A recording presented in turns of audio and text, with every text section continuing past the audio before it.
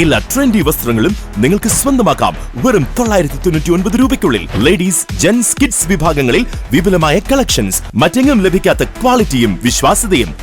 Max 999 Palakkad road, മേലെ പട്ടാമ്പി. ഈ രണ്ടുപേരെ കുറിച്ച് പഠിക്കുമ്പോൾ അത് കൂടുതൽ ആ സ്വാതന്ത്ര്യ സമരത്തെ കുറിച്ച്, മലബാറിലെ സ്വാതന്ത്ര്യ സമരത്തെ കുറിച്ച്, മാപ്പിള ലഹള എന്ന് വിശേഷിപ്പിക്കുന്ന സംഭവങ്ങളെ കുറിച്ച്, അതോടൊപ്പം ഖിലാഫത്ത് പ്രസ്ഥാനം അതിന്റെ മുന്നണിയിൽ നിന്നിരുന്ന ആളുകളാണ്. കട്ലശ്ശേരി അതിന്റെ ഏറ്റവും മുസ്ലിയാനിന്റെ ഏറ്റവും മുൻപന്തിയിൽ നിന്നാണ്.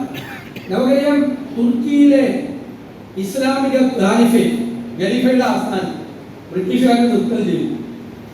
അതാണ് ഇതിന്റെ തുടക്കം. തുർക്കിയിലാണ് ആസ്ഥാനം. ഖലീഫത്ത് എന്ന് പറയും, ഖലീഫയുടെ ആസ്ഥാനം ബ്രിട്ടീഷുകാരെ നിർത്തൽ ചെയ്തപ്പോൾ അതിനെ തുടർന്ന് ഒരു പാൻ ഇസ്ലാമിക് മൂവ്മെന്റ് ഉണ്ടായി, ആഗോള ഇസ്ലാമിക പ്രസ്ഥാനം. അതാണ് ഖിലാഫത്ത്. ലോകത്താദ്യമായി ആ ഖിലാഫത്ത് പ്രസ്ഥാനത്തിന് പിന്തുണ കൊടുത്ത രാഷ്ട്രീയ നേതാവ് മഹാത്മാഗാന്ധിയും രാഷ്ട്രീയ പ്രസ്ഥാനം Indian national Congress. Indian national Congress ആ സ്വാതന്ത്ര്യ സമരകാലത്ത് ഗാന്ധി ആരംഭിച്ച നിസ്സഹകരണ പ്രസ്ഥാനവും ഖിലാഫത്ത് പ്രസ്ഥാനവും ഇനി ഒരുമിച്ചാണ് പോകുന്നത് എന്ന് പ്രഖ്യാപിച്ചു. ശ്രദ്ധിച്ചോളണം. ഇന്ന് ഹിന്ദുക്കളെയും മുസൽമാന്മാരെയും തമ്മിലടിപ്പിക്കാൻ വിദ്വേഷത്തിന്റെ പ്രചരണവുമായി രംഗത്തിറങ്ങുന്ന ആളുകൾക്ക് ചരിത്രം കൊടുക്കുന്ന മറുപടിയാണ്.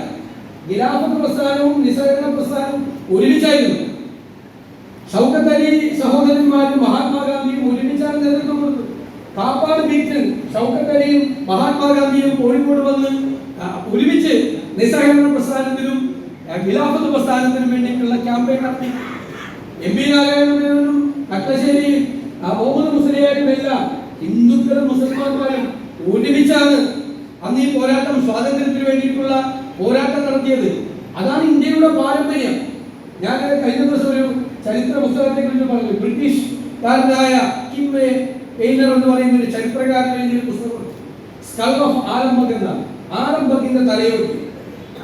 ഇയാൾക്ക് അയർലൻഡിലെ ഒരു പബ്ബിൽ നിന്നൊരു തലയോട്ടി കിട്ടുന്ന ഒരു കുറിപ്പ്.